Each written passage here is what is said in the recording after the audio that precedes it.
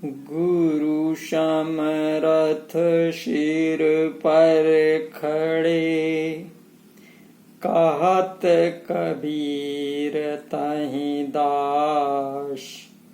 रिद्ध सिद्धि सेवा करें, मुक्ति न छाड़ें साथ। श्री सद्गुरुदेव की जय।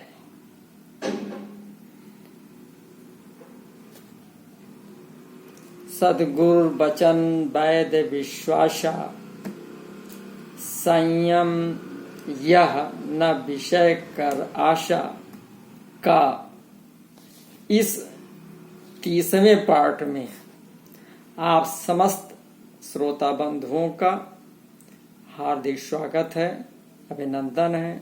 सबको सप्रेम नमस्कार।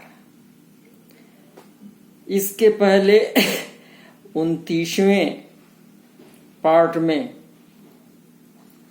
हम सब समझ रहे थे कि जब जीव का अंतिम समय आता है तो 9 द्वारे संसार शब, 10वां योगी साध, 11 खिड़की बनी जानत संत सुजा।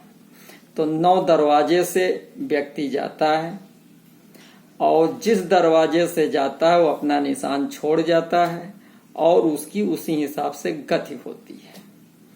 तो जैसा बता चुके हैं कि जब वो मल द्वार से निकलता है तो नरक की प्राप्ति होती है, और जब नाभि द्वार से निकलता है तो जलचर योनि में उसका जन्म होता है।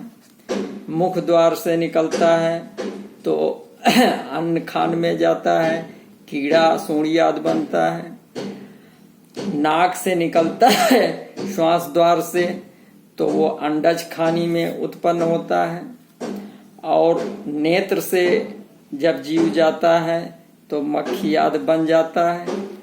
कान से निकलता है तो वो प्रेत योनि में चला जाता है, और प्रेत योनि की आयु 1000 वर्ष है।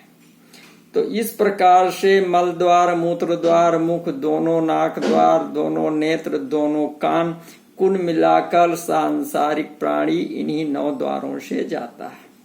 और इस प्रकार वो गति को प्राप्त करता है, अपना निशान वो छोड़ जाता है। इसलिए पता कर सकते हैं कि यह कहाँ गया। अब देखते हैं कि 10वें द्वार से कौन जाता है। तो कहा 10वां योगी साथ, यानी 10वें दरवाजे से योगी लोग जाते हैं।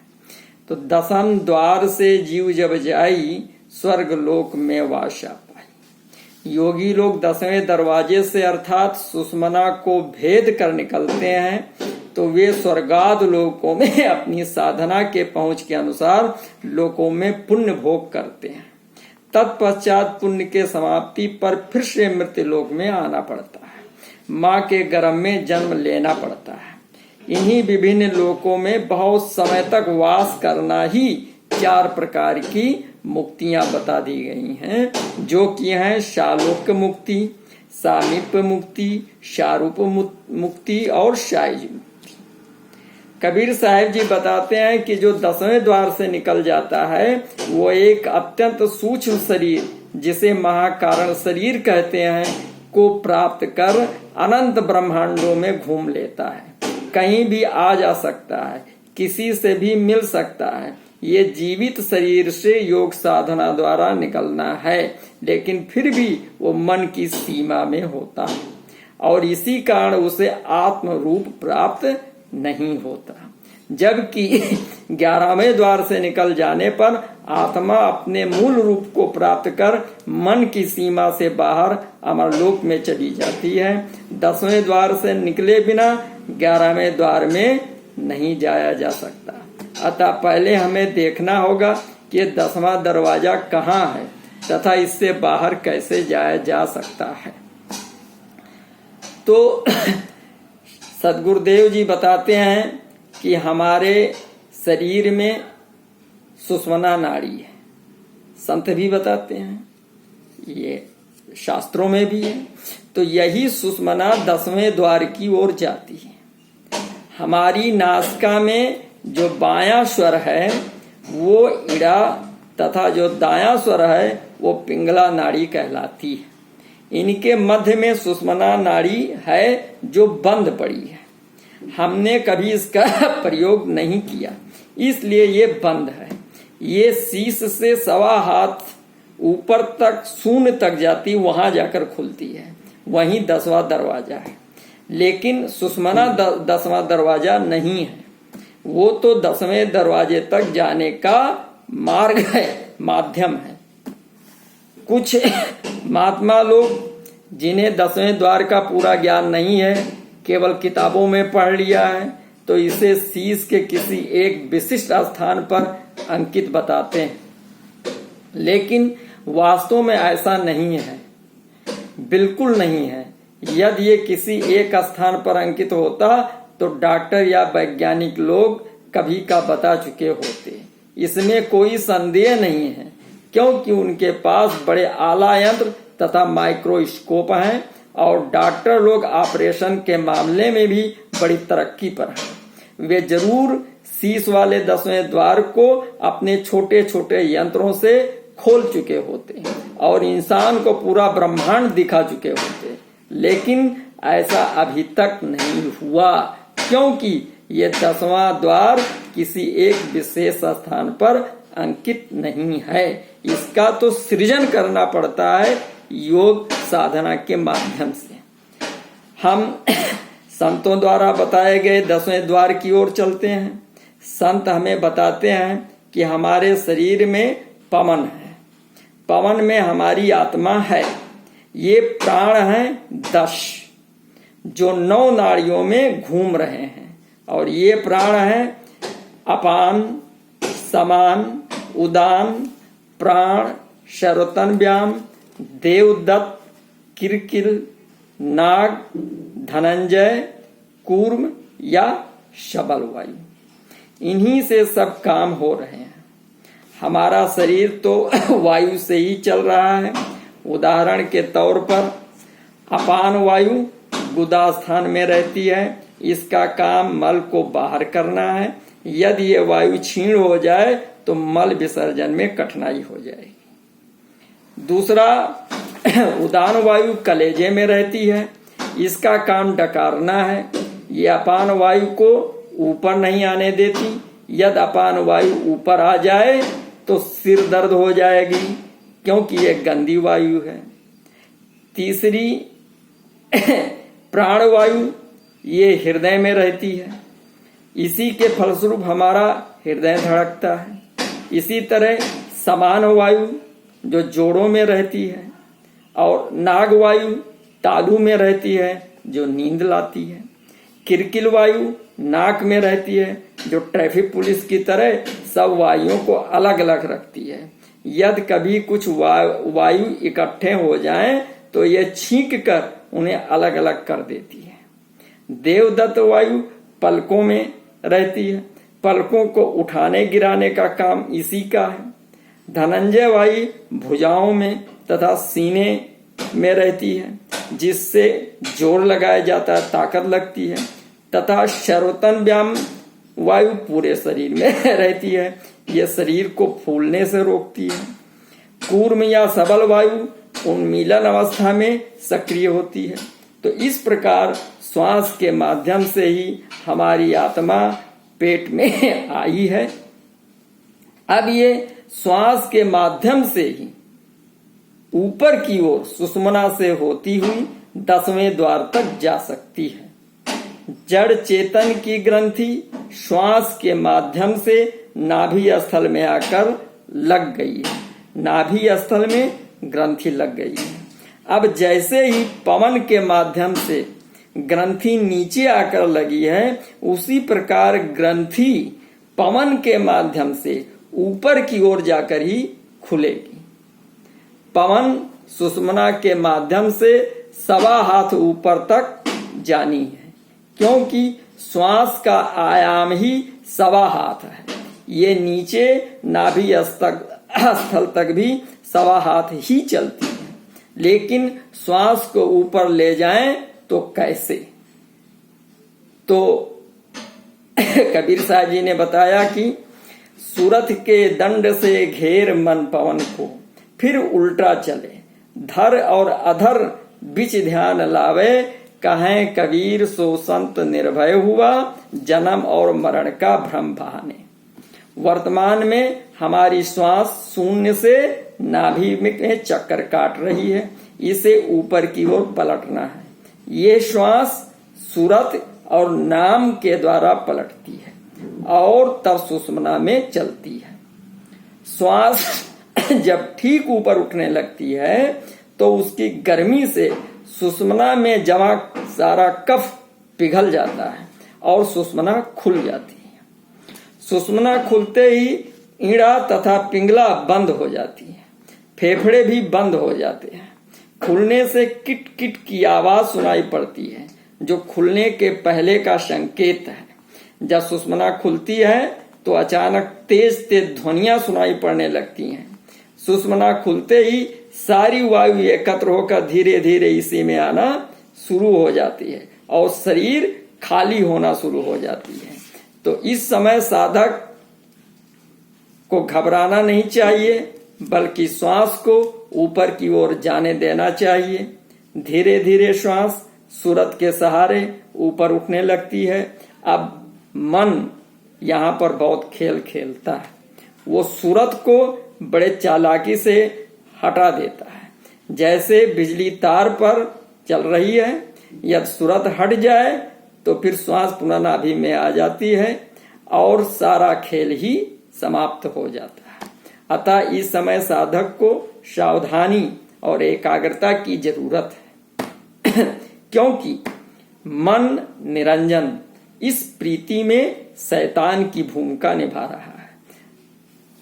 कबीर साहिब जी कहते हैं कि त्रिकुटी मध्य बसे निरंजन, मूदा दसवां द्वारा, उसके ऊपर मकर तार है, चढ़ो संभार संभारा। अब साधक को थोड़ा थोड़ा आनंद और थोड़ा थोड़ा भय लगने लगता है, आश्चर्य होता है।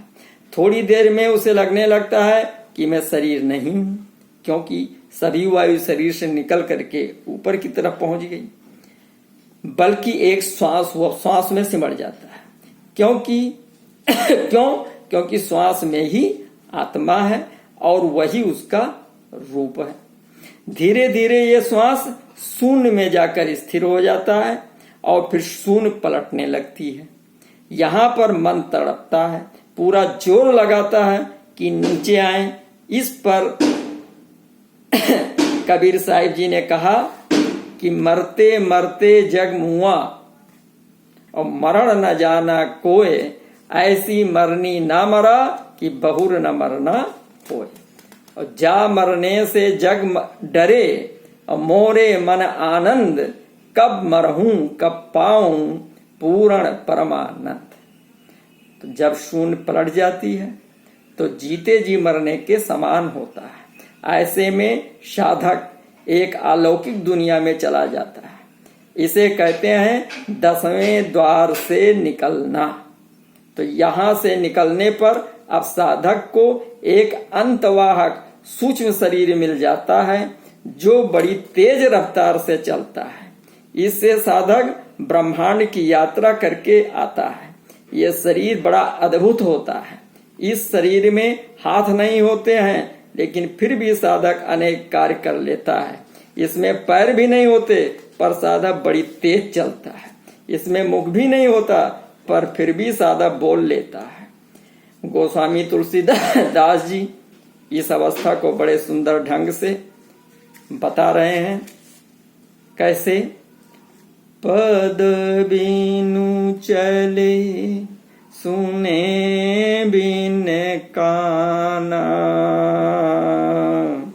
और कर बिनु करम करे विधि नाना। आनन रहित सकल रस भोगी, बिन बाड़ी बकता बड़ योगी। और तन बिन परश नयन बिन दर्शे और गहे ज्ञान सब सेख विसेखे। और यही विधि सब ही अलौकिक करनी और महिमा जाय कवन विधि वरनी। तो इस प्रकार साधक आंतरिक लोकों में भ्रमण करने के बाद पुनः इस शरीर में वापस आ जाता है, क्योंकि 10वें द्वार से चले जाने पर भी एक अंश हमारा इस शरीर में रहता है। अतः साधक वापिस आ जाता है। मृत्यु के उपरांत भी ऐसा साधक 10वें द्वार से निकलता है। तभी कहा कि 10वें द्वार से जीव जब जाई स्वर्ग लोक में वासा पाई। राजा होय के जग में आई और भोगे भोग बहुविध भाई। तो इस प्रकार दोबारा माँ के गर्भ से जन्म लेकर भोग भोगना पड़ता है। चारों प्रकार की मुक्तियां छलावा नजर आती है।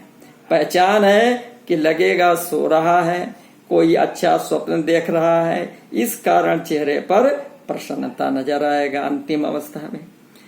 अब 11वें दरवाजे का क्या बात बताया गया कि 11वें द्वार से प्राण निकाशा और अमर लोक में पावे वासा। और बहुर न इस भव सागर आता, फिर ना ही गर्भ ही समाता।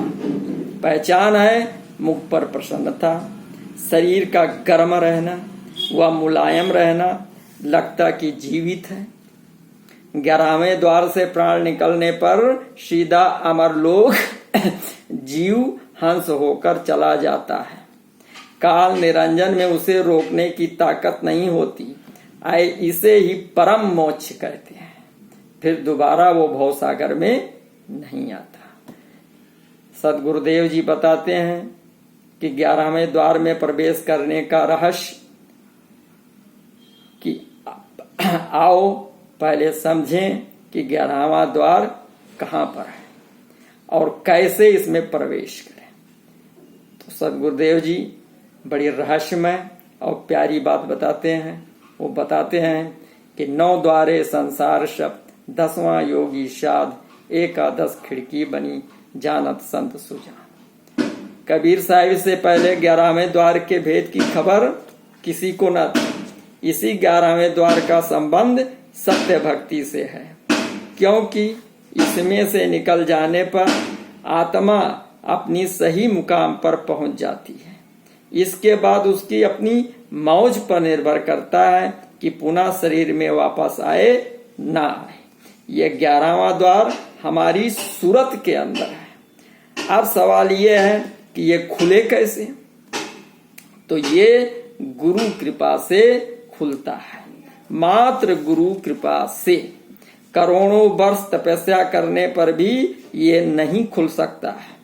यही कारण है कि बड़े बड़े योगी, योगेश्वर, महायोगेश्वर भी 10वें द्वार तक ही रह गए। ये अपने जोर से नहीं खुलता। सूरत के शांत होते ही 11वां द्वार नजर आने लगता है। तभी कबीर साहिब जी ने कहा कि तन थिर, मन थिर, बचन थिर, सूरत निरत थिर होए और कहें कबीर वा पल को और कलप न पावे कोई। लेकिन ये सुरती कैसे शांत हो? जब गुरु और शिष्य में एक सारता आ जाती है तब ये काम पूरा हो जाता है। तभी तो साहिब जी कह रहे हैं कि गुरु, शिष्य और ईश्वर मिल कीन्ही भक्ति विवेक, तीनों तिर धारा बनी आगे गंगा एक। इसमें नाम कमाई का कोई महत्व नहीं है, मात्र सदगुरुदेव जी की कृपा का महत्व है।